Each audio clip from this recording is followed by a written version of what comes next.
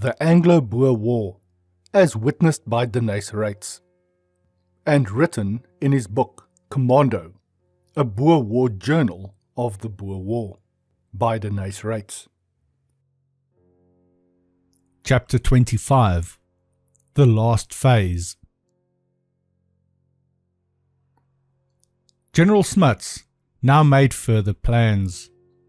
To the north, 150 miles away, lay the important copper mining centre of Okiep, with its subsidiary villages of Springbok and Concordia. These places were held by British garrisons, and he decided to look them up.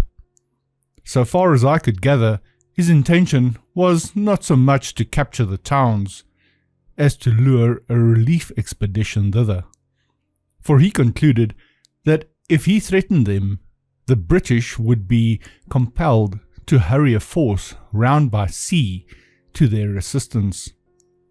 He would then break away south and make for the old settled districts around the Cape. This, at any rate, was the rumour current among us, and the men were enthusiastic at the thought of raiding down towards Table Bay. They even talked of taking Cape Town itself, and we on the staff were cheered as we rode to tell the outlying patrols and corporalships that they were together once more.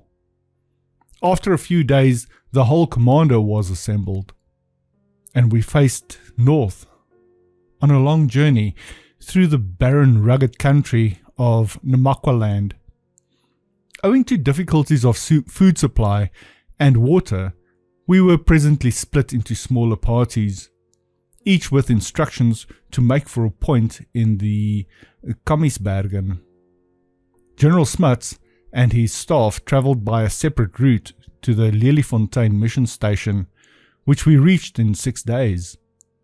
We found the place sacked and gutted, and among the rocks beyond the burnt houses lay 20 or 30 dead Hottentots, still clutching their antiquated muzzle loaders.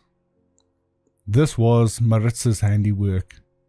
He had ridden into the station with a few men to interview the European missionaries, when he was set upon by armed Hottentots. He and his escort narrowly escaped with their lives. To avenge the insult, he returned the next morning with a stronger force and wiped out the settlement, which seemed to many of us a ruthless and unjustifiable act. General Smuts said nothing, but I saw him walk past the boulders where the dead lay, and on his return he was moody and curt, as was his custom when displeased. We lived in an atmosphere of rotting corpses for some days, for we had to wait here for news that our forces had arrived within striking distance of the copper mines. Then we moved nearer. At Silver Fountains we found Boer with his men, as well as Maritz, and a considerable number of local rebels.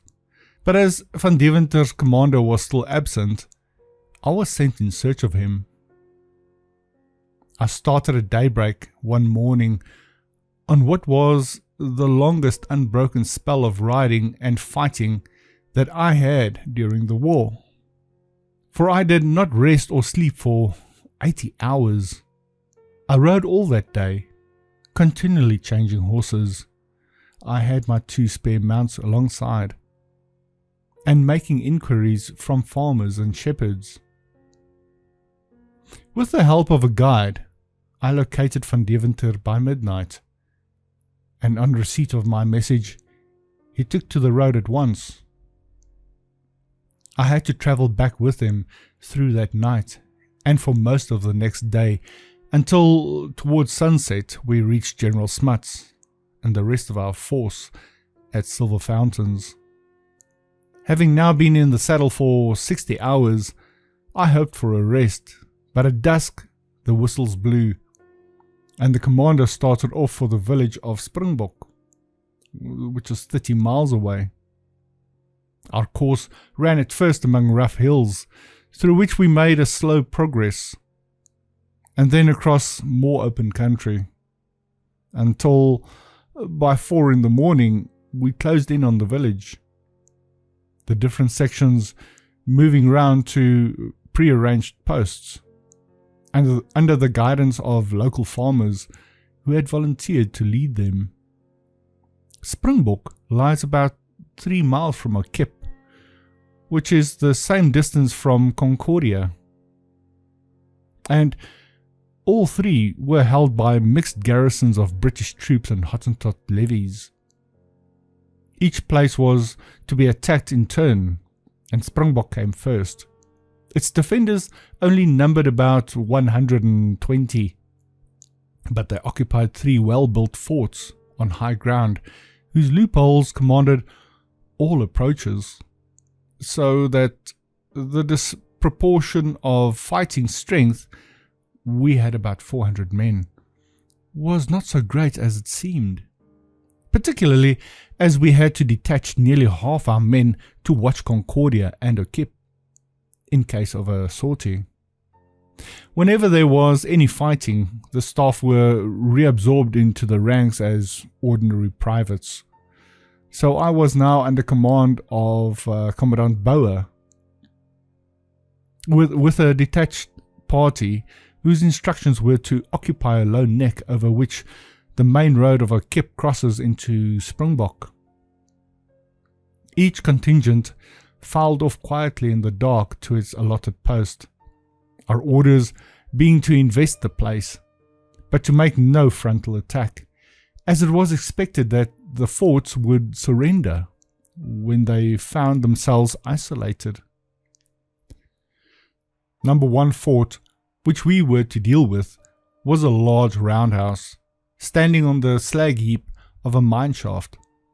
It was heavily loopholed, and the approaches were obstructed by barbed wire entanglements, so that although less than 3 dozen men were holding it, they had a clear sweep in all directions, and its capture would be by no means easy without our losing a number of men. Number 2 fort lay some hundreds of yards further away on a low hill, and number 3 was built on rock overlooking the streets and houses at the far side of the village.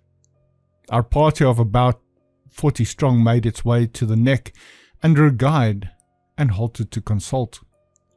The night was black, and as none of us knew exactly where our fort lay, although the guide said it was close by, we decided to send a small patrol to investigate.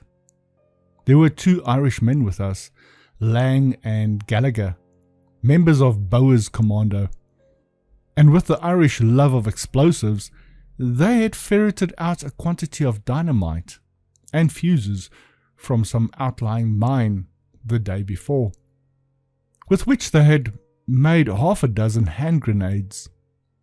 They were eager to try these and volunteered to go forward with Edgar Dunker and myself.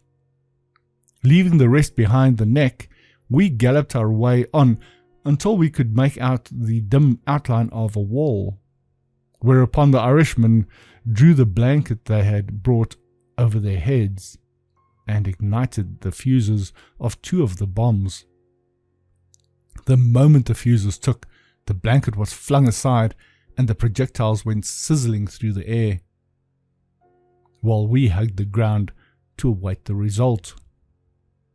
The bombs flew up simultaneously with a crash, and we rushed forward to find that they had exploded harmlessly in an empty cattle kraal. The noise, however, brought the enemy to life. We had heard a hoarse "Halt! Who comes there?" out of the darkness ahead, followed by a crash of musketry, by the light of which we saw the fort 15 or 20 yards away, with every pothole belching fire. One bullet struck the top of the kraal wall as I was looking over, and the fragments of lead and nickel splashed into my face. I thought at first that I was blinded, but I got off lightly, the punctures being only skin deep, and I had pieces of metal removed the next day with a knife. In the meanwhile, as the fire was heavy, we remained crouching under the cover of the kraal, loosening an occasional shot, but making no attempt to advance on the fort, as we were already nearer than we liked. By now there were also fierce rifle fire from the other forts, showing that our men had stirred up the hornet's nest. And when there was a slight lull on our front, we bolted back for the shelter of the neck, behind which the others were halted. General Smuts rode up out of the dark as we were discussing our next move, and as it was nearing dawn, he ordered us to stay here and see that no one entered or left the fort during the coming day. Having given his instructions, he went off to visit the other posts, and our men distributed themselves amongst the rocks to watch for daylight, while I carried out a small operation of my own. Taking advantage of the still uncertain light, I slipped away and crawled to a rise at the back of the fort. Here I searched out a convenient stone within 40 yards of the enemy, and I lay down to wait until the visibility was good enough for shooting. As soon as the sun was well up, I began putting bullets into the loopholes, until I had almost emptied my bandoliers.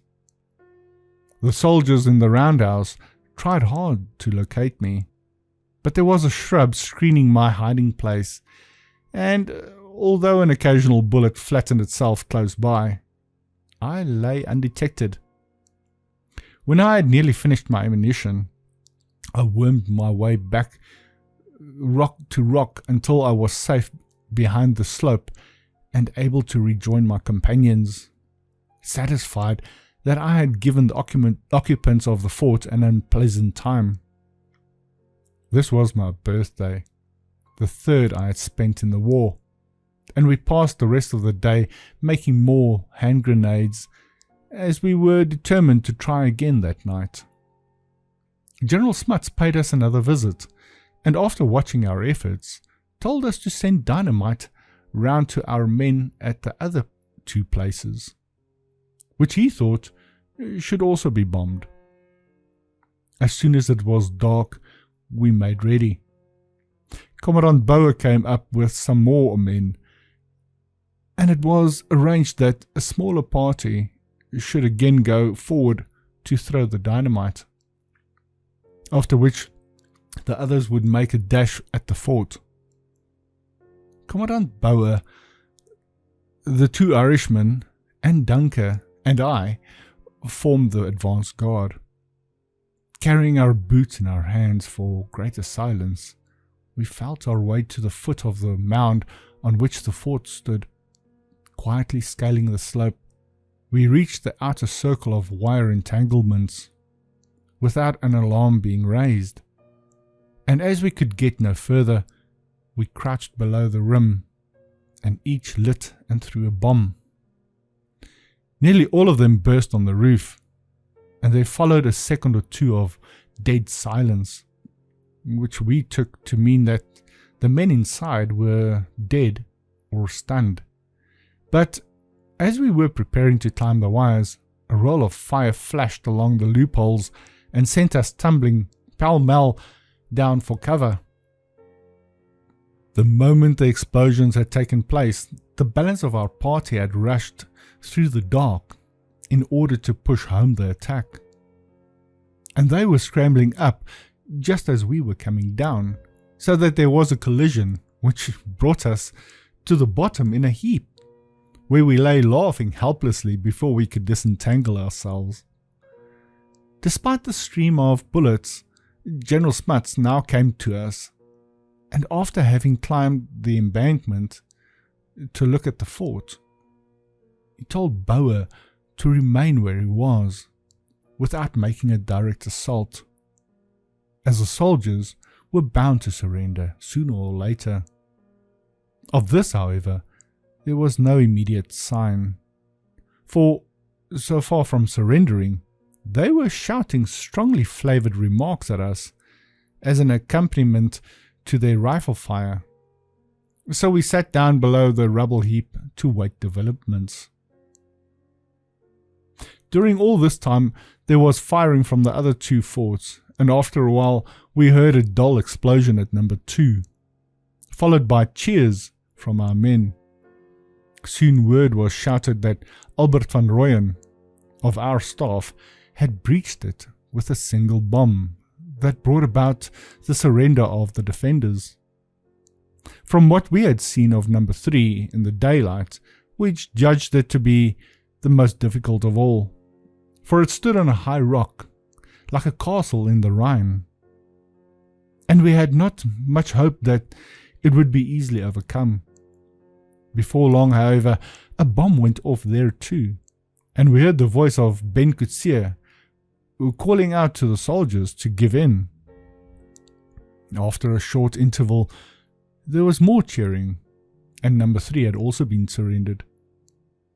We shouted to tell the men in number 1 fort, but they replied by jeers and volleys. We flung our remaining bombs at them without apparent effect, and although, as we found afterwards, the steel girders of the roof were buckled, yet they braved it out. As our stock of grenades was now exhausted, General Smuts told me to make my way round the outside of the village to number 3, to bring back dynamite from Reitz, who must have plenty left. I slipped away into the dark, escaping the bullets, but instead of going wide, I ran as fast as I could through the streets, past the darkened houses. When I reached number 3, I saw light shining through the loopholes above, so I climbed the narrow sandbag stairway and got through the steel trapdoor that gave access to the inside. And here I found Reitz and some of his men sorting out ammunition and firearms by lantern light. The English had hit on the same idea as ourselves for making hand grenades, and there were several dozen homemade bombs, very similar to ours, but only smaller. Filling a bag with as many as I could carry, I accompanied Reitz to where his prisoners were collected at a hotel nearby.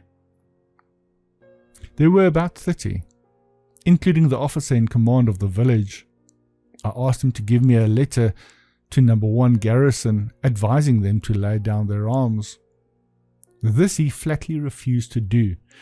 He told me that he had been obliged to surrender his own fort because part of it was built jutting over wooden beams, and some of our men had got underneath it and were placing dynamite, so that resistance was useless. But he said that if the men in number 1 were able to hold out, then good luck to them. The most I was able to get from him was a penciled note, scribbled on the bar counter, and addressed to a Mr. Stewart, who was in command there, to say that number 2 and number 3 had been taken, and that he must act according to circumstances. With this, and the bombs, I returned once more through the streets and reached number 1 mound in safety. When I told General Smuts that I had a note for Mr. Stewart, he said I was to climb up and give it to him. This was more easily said than done, for when I reached the top, the Wynentaglemen stopped me, and the soldiers, moreover, were still firing. However, I stood up and called out, "Mr. Stewart, Mr. Stewart, here is a letter for you." At this there was silence, followed by a murmur of voices consulting within, and then a gruff voice asked what I wanted with Mr. Stewart. I said I wanted him to surrender, whereupon I was told to go to hell, and there was a renewed burst of firing, which I only escaped by leaping down. As a matter of fact, although we did not know it, Mr. Stewart had been lying dead inside the roundhouse for many hours, and his men were holding out by themselves. General Smuts, finding them resolute, ordered us to fling the bombs which we had brought. We did this, but they were too light, and only produced more sarcastic remarks and more firing, so we ordered Commandant Boer to withdraw his men to the neck, as thirst and hunger would subdue the garrison in the end. When the men slipped back, I made off into the town again, for on my return journey through the streets, I had heard the stamping of horses in a stable, and had decided to fetch them out. After groping about the main street for some time, I found the stable, and striking a match, saw 2 fine animals at a manger. While I was bringing them away, I heard a horseman approaching in the dark. As he passed, I seized his reins and brought him to a standstill, at the same time digging the muzzle of my rifle into his side. He proved to be a British officer, a Lieutenant McIntyre, who told me, when he had got over his surprise, that he had been away on a long patrol towards the Orange River for over a week. He had heard the sound of firing as he neared Springbok, but did not know that the place had been surrounded. I relieved him of his horse, and sporting a Lee Metford and a Webley revolver, a weapon which I had long coveted, and as the hotel at which Maritz and his men were celebrating was brilliantly lit up, I directed my prisoner thither, for I did not wish to be bothered with him. He pretended to go there, but I discovered afterwards that he had doubled back and made his way past our men to Okiep, where I had word of him a few days later, when I went in to demand its surrender. As for the rest of his patrol, I could hear by the jingling of bits and the trampling of hooves that they were waiting for their officer close by in the dark. So I yelled at them in Dutch and fired several shots, which sent them galloping back, and at sunrise our men rounded them up in a kopje, about a mile or 2 away, their horses being too done to go further. I led my 3 captured horses along, and as I went I stumbled on Edgar Dunker, looking for a shop to loot. We joined hands, and going along the street saw an open lighted doorway. Here we found a room full of soldiers with their rifles still in their hands. When we appeared, some stood to attention, and one of them said that they were the defenders of the No. 1 fort that had stubbornly denied us. They had held out for as long as they could, but their water supply had long since given out, and they had been forced by thirst to vacate the blockhouse. Finding that our men had gone from below, they had marched silently into the town, hoping to find a dwelling house provided with water tanks, where they could carry on the fight. When we appeared, they realized how forlorn was their hope of further resistance, and after Duncan and I had helped them to find some drinking water in a yard behind, we took them to join their fellows at the hotel. We were anxious to see the inside of No. 1 fort, so we got a lantern, and taking one of the soldiers to lead the way, we went to inspect it. The entrance was a zigzag passage built high with sandbags, and the doorway was so low that we had to crawl inside. From floor to roof stood a huge iron water cistern, occupying most of the cramped space. It had been pierced by so many bullets that the water had run out, and in the end the men had been obliged to leave. On a sort of firing platform lay several dead men. One was Mr. Stewart, and another was a young local volunteer named Van Couverden, a son of a doctor from Holland.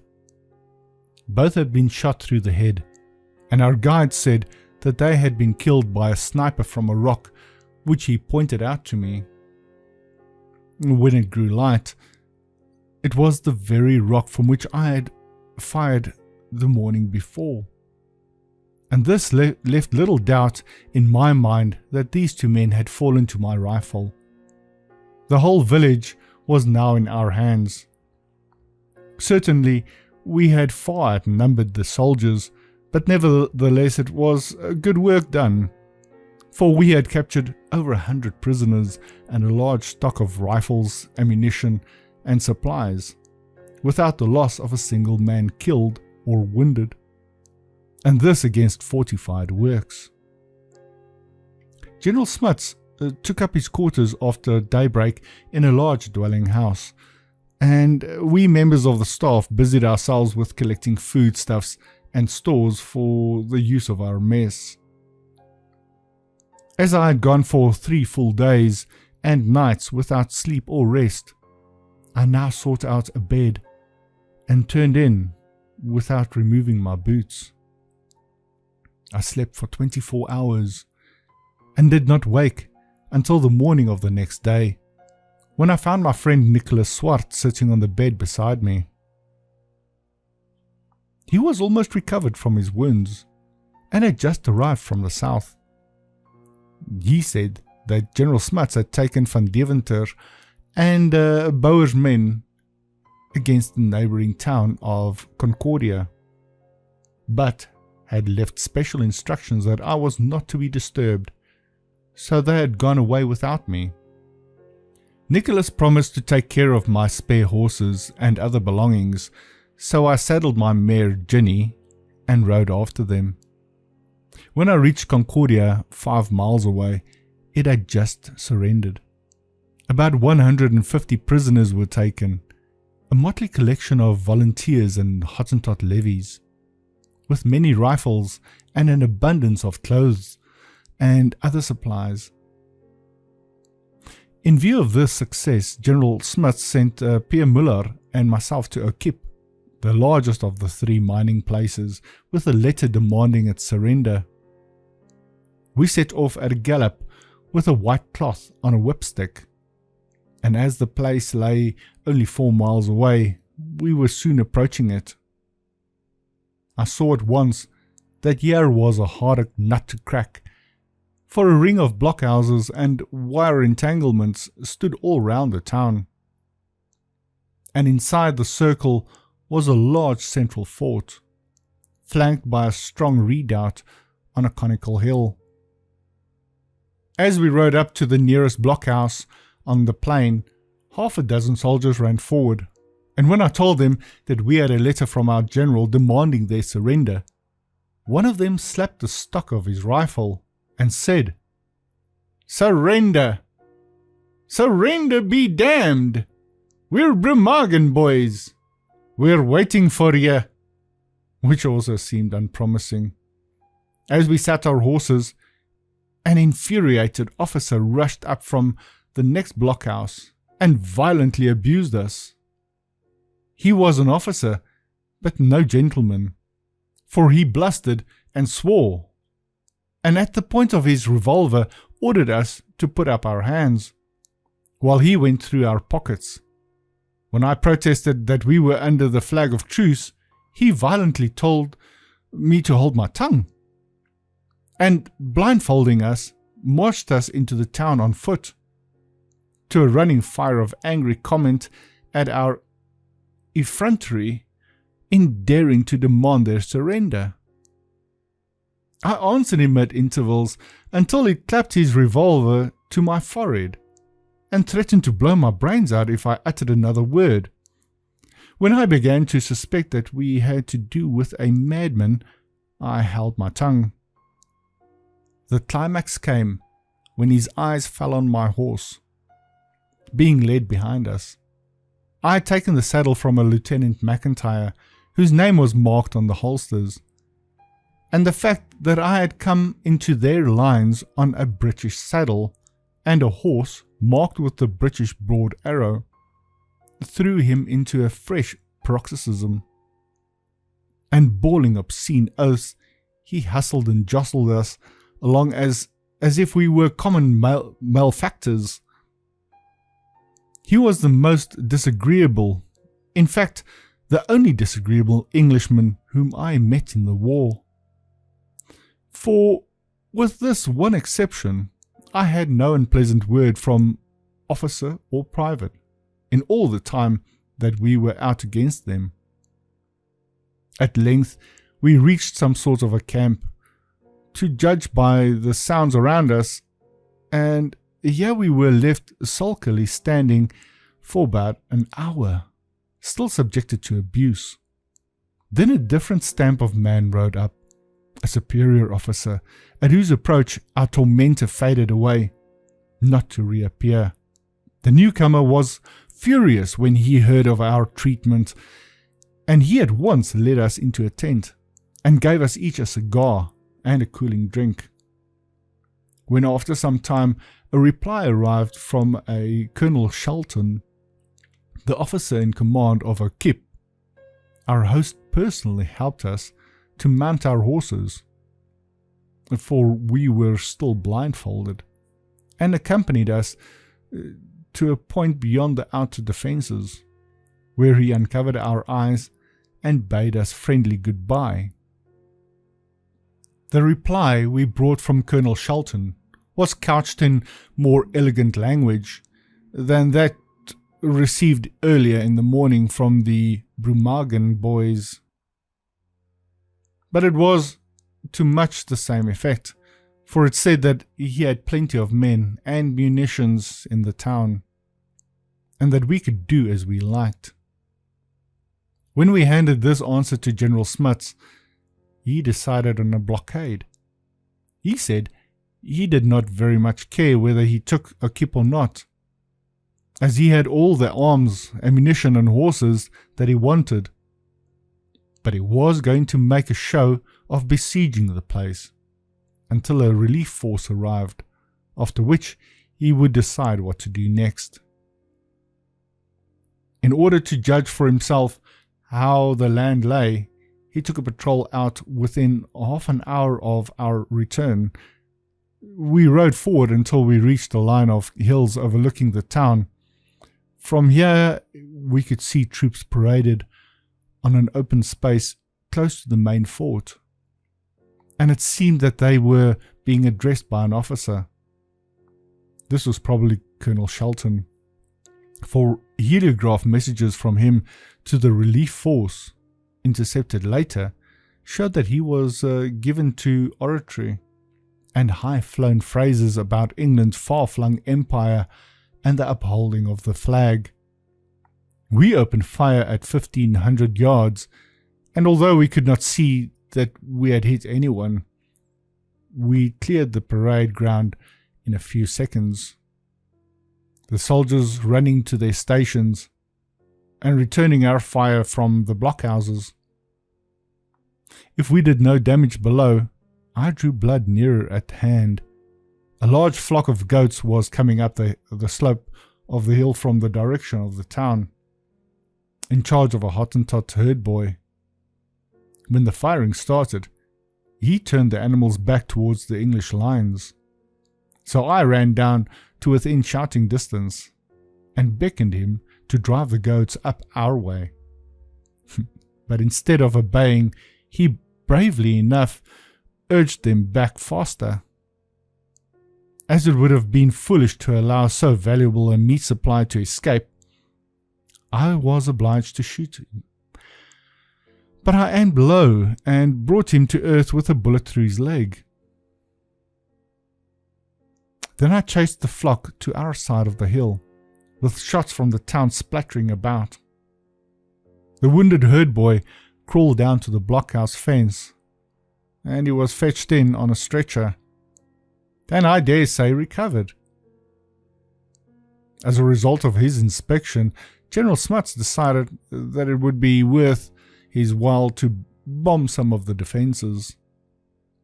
He said that by pressing, we should force the authorities to dispatch reliefs round by sea from Cape Town. Already there was a heliograph winking away towards Port Nolloth on the coast, no doubt asking for help. And his forecast ultimately proved correct in every particular, for in a few days we had word those ships were arriving with a considerable force. We now returned to our headquarters at Concordia, as there was a supply of dynamite and fuses at the copper mine. We once more set about making bombs.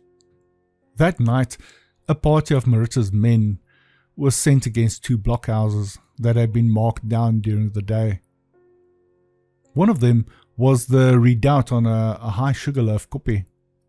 The other was to the right, on a somewhat lower ridge. The assaulting party consisted of 20 men, and as they were under Ben Coetzee, my old friend, I joined them when they met after dark. We started from Concordia, and when we reached the spot from which we had watched the town that afternoon, we left our horses behind and worked our way on foot over broken ground to the ridge on which the smaller blockhouse was situated. We crawled stealthily upward until we were challenged by a sentry with his "Halt! Who goes there?" Ben immediately lit and flung a bomb, timing it so well that it brought down a section of the blockhouse wall, out of which the garrison of 10 men came tumbling. They belonged to the Warwickshire Regiment, and although none of them were killed, all were shaken and dazed. We sent the prisoners, rifles and ammunition to the rear under escort, and then set out to look for the second work on the hill. It was so dark that we lost our bearings and presently found ourselves in the town cemetery. And after yet more floundering, we were challenged and fired at from Fort Shelton, the main stronghold of Okiep, situated in the village. We retreated, intending to make back for our horses, but as we went, we were halted for the 3rd time, a voice calling to us from somewhere high above our heads. Then rifle shots followed, in the glare of which we made out the blockhouse for which we were looking. Ben Coetzee said we must climb up to it, and we did so unharmed, for the shooting was wild. As soon as we got under cover of the rock-capped summit, we lobbed our remaining bombs onto the roof and against the loopholed wall without making any visible impression. The soldiers within continued to fire. Then we wormed our way down to our horses and home to Concordia by midnight. When General Smuts got our report in the morning, he ordered another raid against the same blockhouse for the next night. This time, Commandant Boer supplied the bombers, and I went with them. We left our horses at the same place after dark, and again climbed up. We threw more than a dozen bombs, but in vain. The men within maintained an unceasing fire. The dynamite seemed ineffective, and we had to return empty-handed. Our efforts must have been anxiously followed by the rest of the Okiep garrison, for as we scrambled down, there came a hail through the darkness. "Number 4 blockhouse, how are you, lads?" To which a voice replied, "Number 4 blockhouse, all right." And there was much cheering in the town below. Next morning, General Smuts said that the blockhouses was of no value to us, but that as we had committed ourselves to taking it, we must carry the work. And he ordered Reitz to go in person. With him went the Marquis de Kersousson, a young French adventurer who had been his constant associate since the war began. I went too, and as before, we were challenged, but reached the ledge in safety. The first thing Maritz did was to stand on another man's shoulders in order to calculate the throwing distance.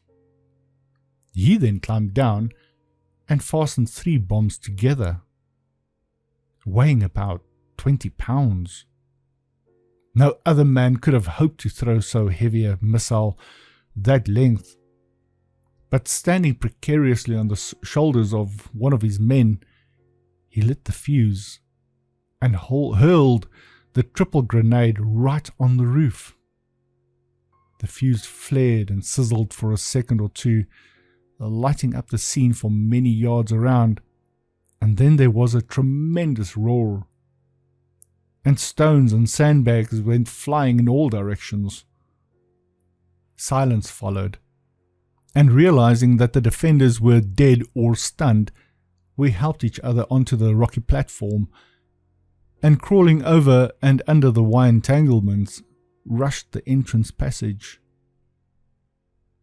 From within we heard groans and a muffled voice, "Stop throwing, stop throwing." So we crowded in, and striking matches, we saw that the roof was blown down upon the soldiers.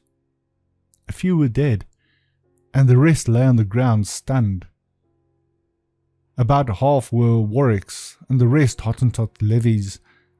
The sergeant in command, on recovering, told us they were the original garrison who had been there since our first attack, having specially asked to remain.